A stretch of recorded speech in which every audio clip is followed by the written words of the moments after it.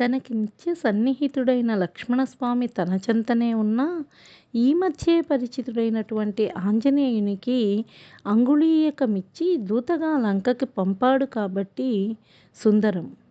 సత్యం, శివం, సుందరం, బ్రహ్మ. బ్రహ్మ పదార్థం ఈ 3 గుణాలతోనూ ఉంటుందిట. 3 కాలాల్లోనూ ఒకే రీతిగా ఉండేది సత్యం. సర్వకాలాల్లోనూ శుభం కలిగించేది శివం. అన్ని కాలాల్లోనూ వినయాన్ని వహింపజేసేది సుందరం. ఈ 3 పరబ్రహ్మ గుణాలు వర్ణింపబడినటువంటి కాండ కాబట్టి సుందరం.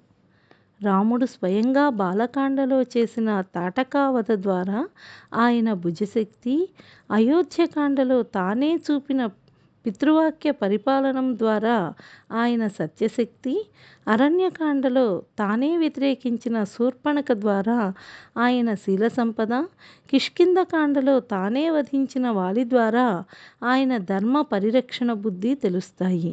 ఇవన్నీ రాముడే స్వయంగా సాధిస్తే ఆయన కంటే ఆయన నామం, సేవ గొప్పవని నిరూపిస్తూ రామదూత అయిన ఆంజనేయుడు పై రామలక్షణాలన్నింటినీ తనలో నిలిచి ఉండేలా చేసుని రాముని కారణంగా తాను సాధించగలనని హనుమ సధైర్యంగా నిరూపించిన కాండ కాబట్టి సుందరం. తనకంటే వృద్ధులైనటువంటి జాంబవంతుడు మొదలైన ఎలుగురాజులున్నా, దీర్ఘదృష్టి ఉన్న సంపాతి మొదలైన పక్షిరాజులున్నా, సుగ్రీవుడు మొదలైన వానరరాజులున్నా రామనామాన్ని దృఢంగా నమ్మితే అసాధ్యం లేదని నిరూపించినటువంటి ఆంజనేయుడున్న కాండ కాబట్టి సుందరం.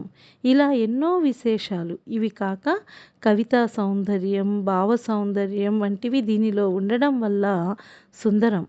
అయ్యవారైన రాముని దగ్గర నుంచి బయలుదేరి అమ్మవారిని దర్శించి రాముని కంటే సీతమ్మ గొప్పదని ఆంజనేయుడంతటి వాడు నిశ్చయించి చెప్పిన కథ ఉన్న కాండ కాబట్టి సుందరం. 13 సంవత్సరాల పాటు సాగిన కథకి ఒకే ఒక్క రాత్రిలో ముగింపు, ఉపాయం నిర్ణయించబడిన కథ కల కాండ కాబట్టి సుందరం. సీతారామాంజనేయులు ఉపాసన వలన కొత్త శక్తి, భక్తితో కూడిన అనుభవము ఈయగల శక్తి గల కాండ కాబట్టి సుందరం. గాయత్రి మంత్రాక్షరాలు 24 లాగా 24 విశేషాలు ఉండి గాయత్రి మంత్రాక్షర శక్తిని ఇమర్చుకున్న శ్రీమద్ రామాయణంలోని ఈ కాండ పారాయణం వల్ల ఫలితాలనిచ్చి తీరుతుంది కాబట్టి సుందరం.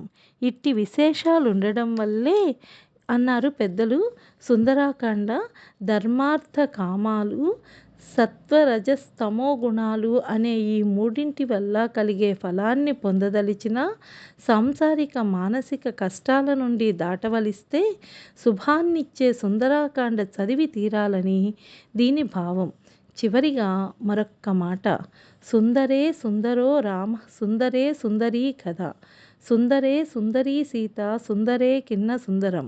సుందరాకాండలో రాముడు సుందరుడు ప్రవర్తన చేత, సీత కూడా సుందరి శీల సంపద చేత, కథ సుందరం అంతరార్థం తెలియచేయటం చేత. ఇలా సుందరంలో ఏది సుందరంగా ఉండదు? అందుకే దీనికి సుందరాకాండ అని మహర్షులు పెట్టారు అనేటటువంటి విషయాన్ని ఈ 24 అంశాల ద్వారా తెలియచేయటం జరిగింది. ఇక మనం కథలోకి